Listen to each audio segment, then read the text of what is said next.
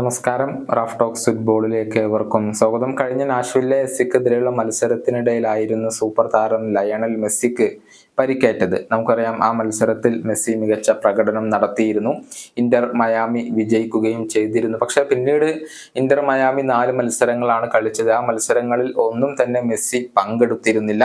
അതിൽ നിന്ന് കേവലം ഒരു വിജയം മാത്രമാണ് ഇന്റർ മയാമിക്ക് നേടാനായിട്ടുള്ളത്. 2 തോൽവി വഴങ്ങി, ഒരു സമനിലയും അവർക്ക് വഴങ്ങേണ്ടി വന്നു. ഇന്ന് നടന്ന കോൺകക്കാഫ് ചാമ്പ്യൻസ് കപ്പ് മത്സരത്തിലും ഇന്റർ മയാമി പരാജയപ്പെടുകയാണ് ചെയ്തിട്ടുള്ളത്. 1-2 ഗോളുകൾക്കാണ് മെക്സിക്കൻ ക്ലബ്ബായ മോണ്ടറി അവരെ പരാജയപ്പെടുത്തിയിട്ടുള്ളത്. ഒരു ഗോളിന്റെ ലീഡ് നേടിയതിനു ശേഷമാണ് ഇന്റർ മയാമി ഈ ഒരു മത്സരം കൈവിട്ടത്.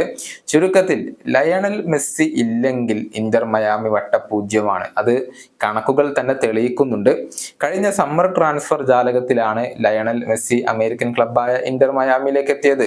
അതിനുശേഷം മെസ്സി ആകെ ക്ലബിനോടൊപ്പം 19 മത്സരങ്ങളാണ് കളിച്ചിട്ടുള്ളത്. അതിൽ 11 മത്സരങ്ങളിൽ വിജയിച്ചു. 6 മത്സരങ്ങളിൽ സമനില വഴങ്ങിയപ്പോൾ 2 മത്സരങ്ങൾ മാത്രമാണ് അവർ പരാജയപ്പെട്ടിട്ടുള്ളത്. എന്നാൽ ലയണൽ മെസ്സിയുടെ അഭാവത്തിൽ ഇതല്ല സ്ഥിതി. മെസ്സി ഇല്ലാതെ ആകെ 12 മത്സരങ്ങളാണ് ഇന്റർ മയാമി കളിച്ചിട്ടുള്ളത്. അതിൽ നിന്ന് കേവലം 2 മത്സരങ്ങളിൽ മാത്രമാണ് അവർക്ക് വിജയിക്കാൻ കഴിഞ്ഞിട്ടുള്ളത്. 3 സമനിലകൾ വഴങ്ങി. പുറമെ 7 പരാജയങ്ങൾ അവർക്ക് ഏറ്റുവാങ്ങേണ്ടി വരികയും ചെയ്തു. ചുരുക്കത്തിൽ മെസ്സി ഇല്ലെങ്കിൽ ഇന്റർ മയാമിക്ക് ഒന്നിനും സാധിക്കുന്നില്ല എന്നുള്ളത് തന്നെയാണ് ഈ ഒരു കണക്കുകൾ തെളിയിക്കുന്നത്. ഈ സീസണിലും മികച്ച പ്രകടനമാണ് ലയണൽ മെസ്സി ഇപ്പോൾ പുറത്തെടുക്കുന്നത്. ക്ലബിന് വേണ്ടി ആകെ 5 മത്സരങ്ങളാണ് മെസ്സി ഇതുവരെ കളിച്ചിട്ടുള്ളത്. അതിൽ നിന്ന് 5 ഗോളുകളും 2 അസിസ്റ്റുകളും ഇദ്ദേഹം സ്വന്തമാക്കിയിട്ടുണ്ട്. ഈ വീഡിയോയുടെ അവസാനിപ്പിക്കുന്നു. കാണാം.